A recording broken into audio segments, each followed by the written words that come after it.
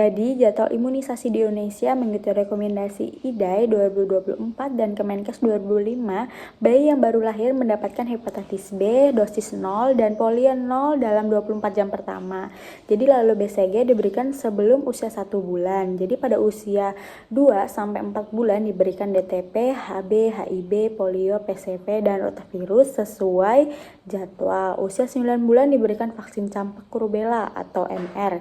Jadi, sedangkan di daerah endemis juga diberikan vaksin Japanese encephalitis. Jadi pada usia 12 bulan diberikan PCP booster, varicella, dan hepatitis A.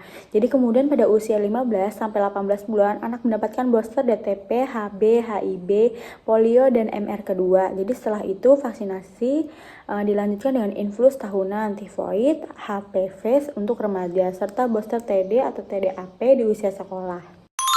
Untuk imunisasi program adalah imunisasi dasar lengkap yang diwajibkan oleh pemerintah dan diberikan gratis di puskesmas atau posyandu. Tujuannya untuk melindungi semua anak dari penyakit berbahaya dan menurunkan angka kesakitan serta kematian. Contohnya adalah PCG, polio, DTP, HB, HIB, hepatitis B, dan MR. Sedangkan imunisasi pilihan adalah imunisasi tambahan yang tidak diwajibkan, namun sangat dianjurkan untuk perlindungan lebih luas, terutama pada anak dengan risiko tinggi. Contohnya, imunisasi pilihan adalah rotavirus, varicella, influenza, HPV, dan dengue dan tifoid.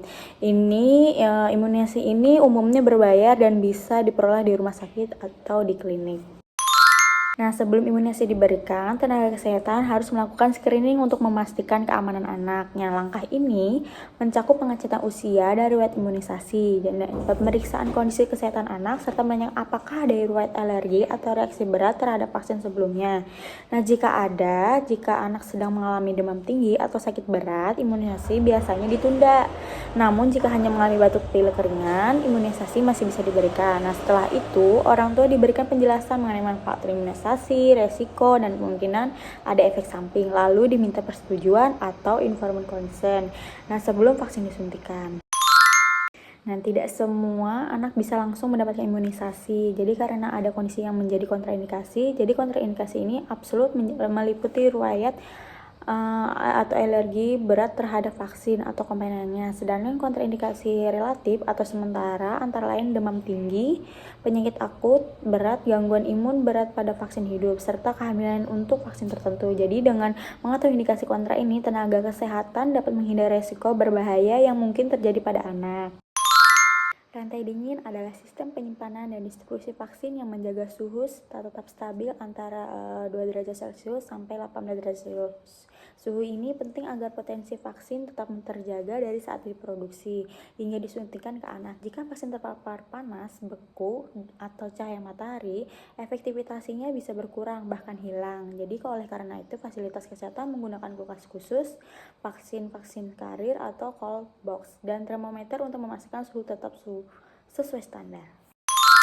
KIPI atau KIPI atau kejadian ikutan pasca imunisasi adalah semua reaksi medis yang muncul setelah vaksinasi. Jadi baik yang berhubungan langsung dengan vaksin maupun tidak. Pemantauan KIPI sangat penting untuk memastikan keamanan vaksin. Jadi mendeteksi reaksi serius sejak dini, serta memberikan penanganan cepat bila diperlukan. Jadi selain itu, pemantauan KIPI juga membantu menjaga kepercayaan masyarakat terhadap imunisasi. Jadi sehingga tidak muncul rasa takut atau penolakan hanya karena salah persepsi terhadap efek samping. Efek samping vaksin umumnya ringan, itu ada seperti nyeri, kemerahan, dan bengkak di tempat suntiknya.